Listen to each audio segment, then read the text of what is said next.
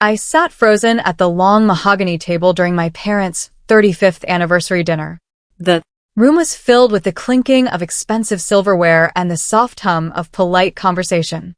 Suddenly, my older sister, Calista Vane, cleared her throat and raised her glass. I knew that look in her eyes. It was the look she gave right before she decided to make me the punchline of a joke. She looked around the room, making sure everyone was paying attention to her perfectly manicured hand and sparkling rings.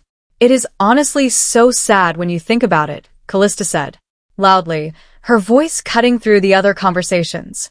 Seraphine couldn't even survive business school. She just didn't have what it takes to make it in the real world. Laughter bottled up in her throat as she shook her head with fake pity. Awkward chuckles rippled around the table from our relatives. My stomach twisted into a tight, painful knot. Calista continued her speech, claiming I had dropped out and disappeared because I was a failure. Our favorite aunt even gave me a sad, patronizing smile. Nobody knew the truth, and Calista was smirking across the table like she had just won a gold medal. "Some people just aren't built for success," she added. I gripped my wine glass so hard my knuckles turned white, but I didn't say a single word to defend myself. I had spent years shrinking my presence to keep the peace in this family, and tonight was no different. I forced myself not to cry as the dinner finally wound down and people began to stand up. As I walked toward the exit, my phone vibrated in my clutch purse. I pulled it out and looked at the screen, and for a moment, the world stopped spinning. It was a notification from my private investment bank. A fresh deposit of $4.8 million had just cleared into my primary business account. Back in my luxury penthouse, I kicked off my expensive heels and opened my laptop. I started a late-night video call with my business partner, Evander Knox. We spent the next hour reviewing the quarterly profits for the marketing analytics company we had secretly built over the last 6 years. The company had exploded internationally, but I had stayed completely anonymous. I had left business school early not because I failed, but because we needed to scale the business privately and quickly. Evander looked at me through the screen and asked if I was ever going to tell my family the truth.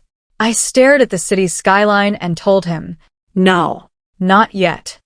The next morning, the high from my business success was dampened by a family brunch.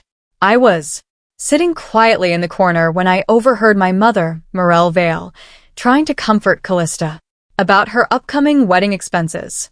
Calista let out a long, dramatic sigh that filled the entire patio. "At least one daughter succeeded in life," she whispered, making sure I was close enough to hear her. The comment cut me deeper than she realized. I sat there and flashed back to those final weeks at business school. I didn't leave because of bad grades. I left because major investors offered me a once-in-a-lifetime opportunity that couldn't wait for a graduation ceremony. My parents, Dorian and Morelle, never bothered to ask me any real questions about why I left. They just let Calista fill the silence with her own mean assumptions. Because she was always the loudest person in the room, everyone simply believed her version of the story. I was the dropout, and she was the star. The brunch took a weird turn when Calista suddenly turned to me with a fake, sweet smile. She asked if I could help her pay for some of the smaller wedding details. "Since you barely spend any money anyway, you must have some savings," she said. I just nodded slowly, hiding the fire burning in my chest. Calista didn't stop at brunch. She began pressuring me every single day to help fund her extravagant engagement party. She made it sound like I was being selfish for not contributing to the family's reputation. Our relatives joined in, implying that I owed the family because Calista had been the one carrying our name with pride for so long. It was exhausting to be treated like a charity case by people who had no idea I was wealthier than all of them combined. Quietly hurt, I eventually agreed to pay one of her major vendor bills, but I insisted on doing it anonymously through my business office. At the actual engagement party, The room was draped in white silk and filled with the scent of 1,000 roses. Calista stood on the stage and took the microphone to thank everyone who helped make the night possible. She went through a long list of names, but she pointedly left mine out. Then, she decided to take one more public jab at me. "Don't worry, everyone," she joked into the microphone while looking right at me. "I didn't let my sister handle the finances for this party. We wanted things to actually run smoothly." The guests laughed, thinking it was a harmless family joke. My heart hammered against my ribs, and then the doors opened. Evander Knox unexpectedly walked into the event. The atmosphere in the room changed the moment Evander stepped inside. He was a well-known figure in high-level business circles, and people immediately began whispering his name. Callista's eyes lit up with greed and curiosity. She smoothed her dress and immediately tried to position herself near him, unaware that he was my closest friend and business partner. She began flirting subtly, trying to impress him with her knowledge of the industry. She had no idea that Evander had spent the last several hours looking at my personal balance sheets and planning our next international expansion. Someone in the crowd eventually asked Evander how he knew our family. He took a sip of his drink and smiled calmly, his eyes finding mine.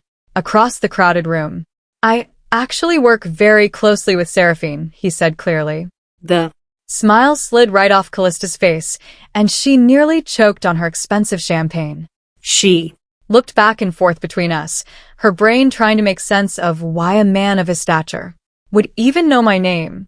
Evander wasn't finished, though. In his attempt to be polite, he accidentally mentioned that he had just seen the beautiful property I had recently purchased overseas. The guest nearby gasped, and Calista looked like she was about to explode with pure confusion and hidden rage. As soon as the party ended, Calista cornered me in the hallway. Her face was red with anger, and she accused me of hiring Evander to pretend to be my friend just to impress our relatives. "You're pathetic, Seraphine," she hissed. "You're probably just renting fake luxury spaces to post on social media, so people won't know you're a failure." She was so convinced of her own lies that she couldn't see the reality standing right in front of her. She spent the rest of the evening telling our relatives that I was living a lie and using my tiny savings to rent a fake life for a few days. I said absolutely nothing in response. I just gathered my things and walked out of the venue. I knew that words wouldn't work on her anymore. She only respected power and status. That night, Calista decided to secretly follow me as I drove away. She wanted to catch me going to a cheap, rundown apartment so she could prove her point to my parents. She followed my car all the way downtown, staying several cars behind me. Her heart must have been racing. When I pulled up to the most exclusive private penthouse tower in the city, she watched from the shadows as I entered the building through a high-tech biometric security gate that only recognized the world's wealthiest residents. A few days later, we had another family gathering. Calista was back to her old tricks, repeating the story about me failing business school to a group of our cousins.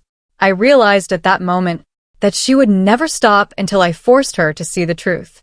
I reached my breaking point and quietly snapped. The next morning, I didn't call her or text her. Instead, Calista received a heavy, certified envelope delivered by a professional courier. She opened it at her breakfast table, probably expecting a wedding gift or another anonymous donation for her party expenses. Inside the envelope were copies of my corporate tax returns from the last 3 years. She saw the 7-figure numbers, the list of multiple successful businesses, and the massive amounts of investment income. There were pages detailing my real estate holdings across 3 different continents. At first, she tried to tell herself they were fake documents I had printed at home.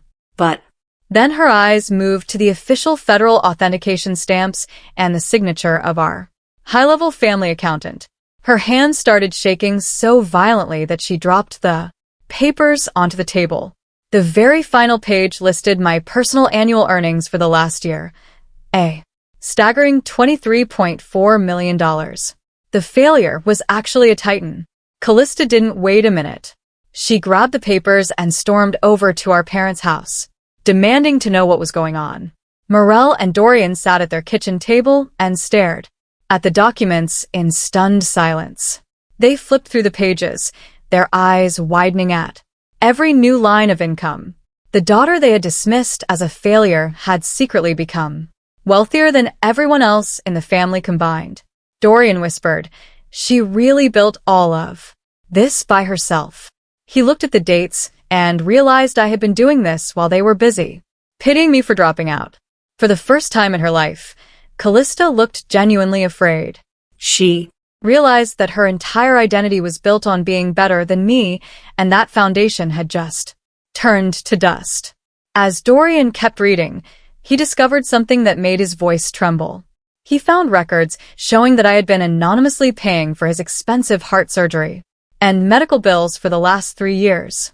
He had always wondered where the insurance grants came from, and now he knew the truth.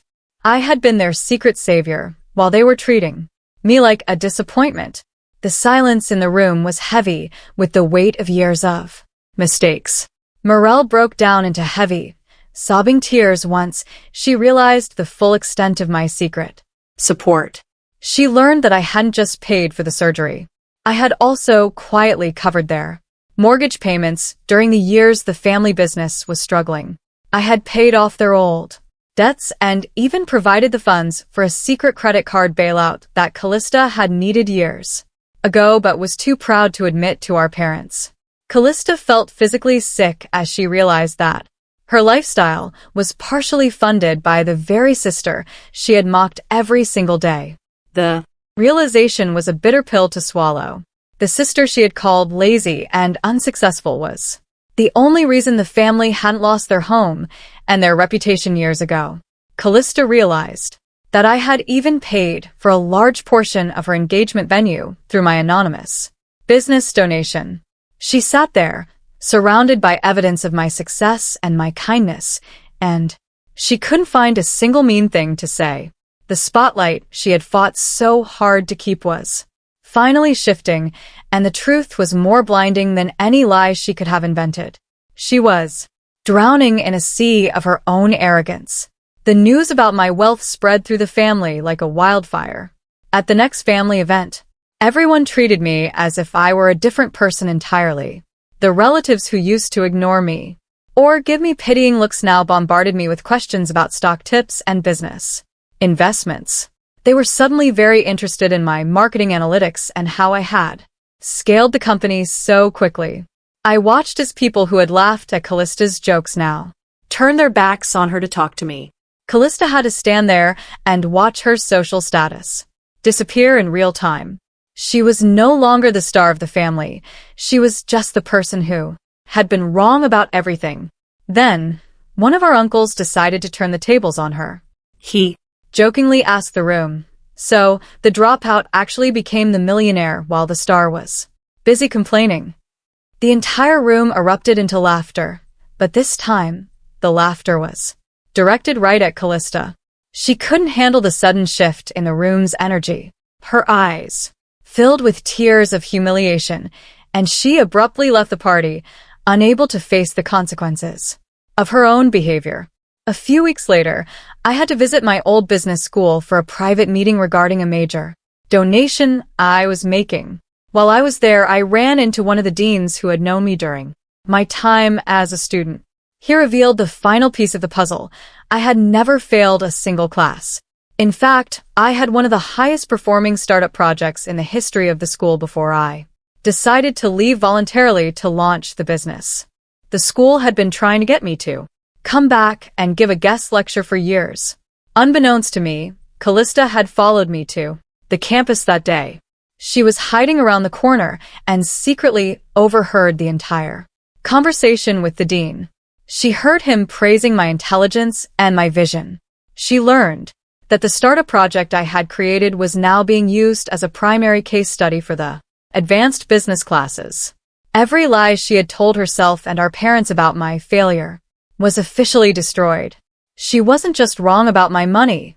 She was wrong about my ability and my worth. She stood in the hallway of the school I failed, feeling smaller than she ever had in her life. Calista's personal life began to suffer as the truth came out. Her fiancé, Alaric Thorne, started noticing all the inconsistencies in the stories she had told him about me over the years. He was a fair man, and the more he learned, the more uncomfortable he became. One night, he finally confronted her in their kitchen. "Why did you lie about your sister for all these years, Calista?" he asked quietly. He wanted to understand why she felt the need to destroy my reputation just to build up her own. Calista immediately went on the defensive, spiraling into a series of excuses. She insisted that I had always made her feel small and that she was just trying to protect her own place in the family. Alaric looked at her with a disturbed expression, realizing that the woman he was about to marry was capable of deep manipulation. He saw a side of her that he had never noticed before, a side that was fueled by jealousy and insecurity. He didn't say anything else that night, but he later reached out to me privately. He asked if we could meet so he could hear the real story from my perspective. Meeting with Alaric made me think about my childhood in a way I hadn't for a long time. I spent hours reflecting on the years of subtle emotional abuse I had endured from Calista. I remembered her mocking my clothes, interrupting me every time I tried to talk about an achievement, and constantly claiming credit for my ideas. She had labeled me socially awkward for so long that I had started to believe it myself. I realized that I had spent my entire adult life shrinking my presence just to keep her from getting angry. I decided right then that I wasn't going to shrink anymore. I was a successful founder, a millionaire, and a woman who had built a life out of nothing but hard work and vision. I told Alaric the truth about the childhood patterns, and I could see the realization dawning on his face. When I went back to the office, Evander was waiting for me with a new proposal. He suggested that it was time to stop being anonymous.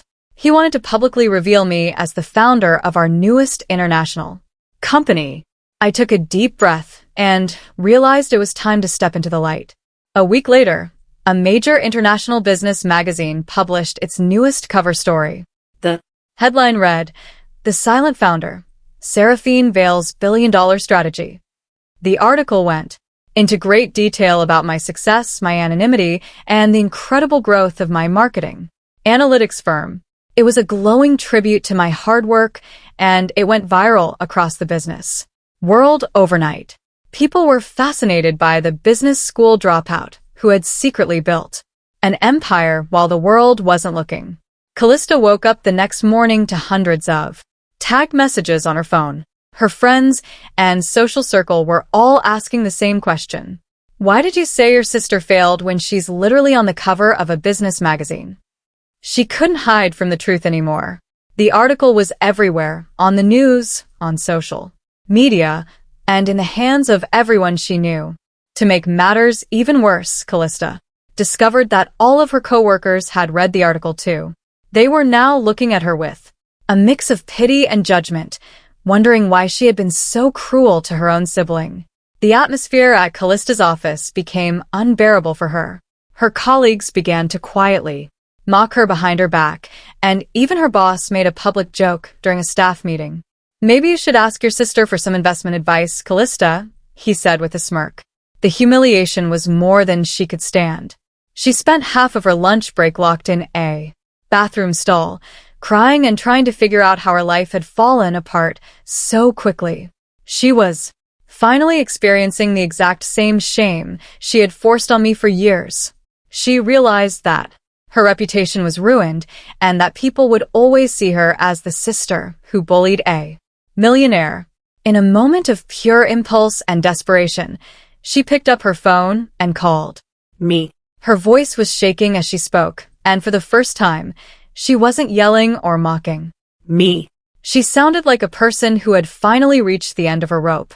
I answered the call calmly, wondering if she was finally ready to be honest with herself and with me. It was the start of the first real conversation we had ever had. "Why didn't you just tell us the truth, Seraphine?" Calista asked, her voice cracking over the phone. I took a long pause before I answered her. I wanted her to really hear what I was about to say. Because every time I succeeded at anything, you found a way to make me feel small. I said firmly. I learned very early that the only way to be happy was to keep my life a secret from you. The silence on the other end of the line was devastating. I could hear her breathing, but she didn't have a comeback this time. Calista finally realized that this wasn't just about one mean dinner or one lie. It was about years of damage she had caused by being a bully. She realized that I had stayed away from the family not because I was ashamed, but because she was toxic. Then I dropped the final piece of news. I told her that I was seriously considering moving overseas permanently to manage our new international offices. I was done trying to fix a family that didn't want to see me for who I really was. I hung up the phone and felt a massive weight lift off my shoulders. After the magazine article and my conversation with Calista, my parents finally woke up to the reality of their family dynamics. Morel and Dorian came to my penthouse to apologize. They admitted that they had allowed Calista to dominate every family conversation for decades. They were deeply sorry for dismissing my quiet nature as a sign of weakness and failure. We listened to the loudest voice in the room instead of looking for the truth, Dorian said, his eyes filled with regret. I felt a few tears escape as I listened to them. It was the validation I had wanted for my entire life, but it felt a little bit too late. I accepted their apology, but I told them that things were still going to change. Calista had been hiding in the hallway and overheard the entire conversation. She heard our parents admit their mistakes and saw how much they truly loved me. It was a painful moment for her, but it was also a necessary one. She realized that she had lost more than just her reputation. She had lost the control she thought she had over everyone's heart. Calista finally reached a breaking point and confessed everything to Alaric. She told him that she had envied me since we were little children. She admitted that while I never seemed to need anyone's validation, she was constantly starving for it.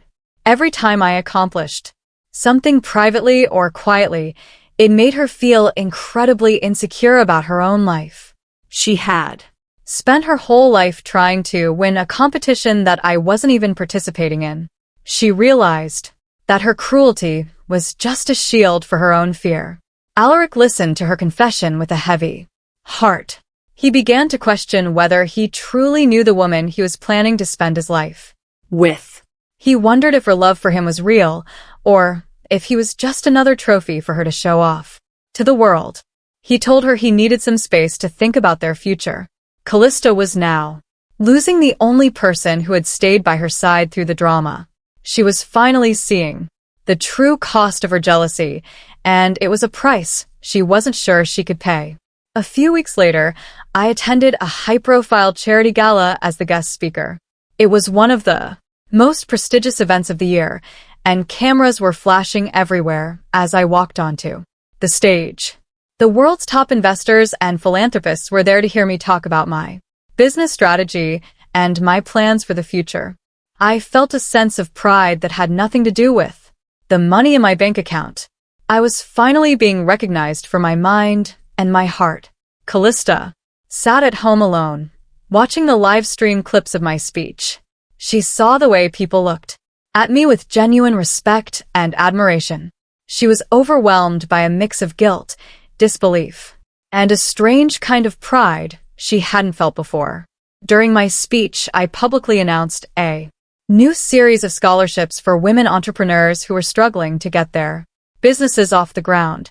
I didn't tell the crowd, but one of the major scholarships was secretly named after our mother. Calista watched that moment and finally realized that I was never the person she had tried to make me out to be. While my career was reaching new heights, Callista's personal finances began to completely unravel. It turned out she had been overspending for years to maintain the appearance of being a successful sister. She had maxed out her credit cards, and her massive wedding budget had completely collapsed. The irony was almost too much to handle. While I was being celebrated as a billionaire, the sister who mocked me was secretly drowning in debt and facing financial ruin. Things got even worse when she received a formal eviction warning from her luxury apartment. She had no one to turn to for help. She couldn't ask our parents because she knew they were already struggling with their own guilt, and she was too ashamed to ask Alaric. After everything that had happened, she sat in her living room, surrounded by expensive things she couldn't actually afford, and realized that her life was a hollow shell. She was a success on the outside, but she was completely broke on the inside. I eventually found out about Calista's financial disaster through our family accountant. Instead of mocking her or enjoying her downfall, I decided to do something that shocked everyone. I Quietly reached out and offered to help her restructure her finances professionally. I didn't just give her a check. I gave her a path to fix her own life. Calista was absolutely stunned by the offer. She whispered, "Why are you helping me after everything I did to you for all these years?" I looked her in the eyes and gave her the only answer that mattered. "I'm helping you because I refuse to become the person you were to me," I said calmly. I wanted her to see that kindness was a choice, not a sign of weakness. For the first time in our lives, Calista broke down into real, honest tears right in front of me. There were no cameras, no relatives, and no lies between us. She was just a woman who had made a lot of mistakes, and I was the sister who was choosing to forgive her. The drama took one more public turn when a distant relative leaked parts of my private tax returns online. Social media exploded with the story of this silent millionaire sister who had been bullied by her family for years. People everywhere were talking about the irony of the situation. "Imagine bullying your millionaire sibling for being a failure," one viral comment read. The story sounded like something out of a movie, and the public was fascinated by the justice of it all. Calista became publicly associated with the humiliation of her own sister. Her name was dragged through the comment sections of a dozen different websites. The pressure was so intense that a popular business podcast reached out and invited both of us for an interview. They wanted to hear the full story of how we had navigated the jealousy, the success, and the eventual reconciliation. Calista looked at me, and for the first time, she let me decide what we should do. We agreed to the interview, knowing it was the only way to finally set the record straight. During the podcast interview, the host didn't hold back. He looked right at Calista and asked the most difficult question of the night. "Why were you so determined to paint your sister as a failure? For all those years?" The room went completely silent as we waited for her answer. I watched her face, wondering if she was going to lie one last time. Calista took a deep breath and finally answered with total honesty. Because if she succeeded quietly, then I had no excuse for the person I became, she said. I was even surprised by how honest she was. She admitted that my success made her feel like her own life wasn't enough. The interview clip went massively viral overnight, and for the first time, people started to see a different side of Calista. They saw a woman who was finally taking responsibility for her own actions. The tension that had defined our relationship for 20 years was finally starting to melt away. We walked out of the studio together, and for the first time, it didn't feel like a competition. Weeks later, Calista's wedding day finally approached. Many people in the family assumed that I wouldn't attend after everything that had happened. They thought the wounds were too deep. Instead, I arrived quietly at the venue wearing an elegant black dress. I didn't want to steal the spotlight. I just wanted to be there for my sister. Before she walked down the aisle, I handed her a private envelope.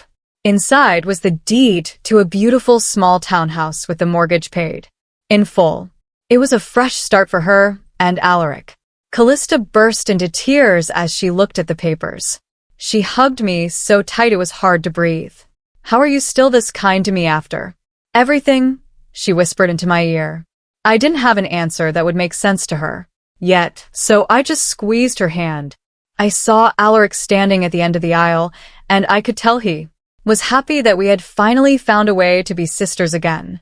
The wedding was simple and beautiful, and for once, the day was actually about love instead of status. Before the reception began, Calista and I sat alone together in a quiet corner of the venue. She Looked at me and admitted, I spent years trying to win against you, Seraphine. I smiled softly and replied, You were never competing with me, Calista. You were only competing with yourself. For the first time in my life, the heavy tension between us was completely gone. I felt like I could finally breathe without worrying about her next move. Later that evening, an aunt jokingly asked if I ever regretted dropping out of business school now that I was so successful. This time, Calista didn't stay quiet. She smiled proudly at the aunt and gave the perfect answer. She didn't fail business school, Calista said clearly so everyone could hear. Business school just failed to keep up with her. I let out a genuine, quiet laugh for the first time in years.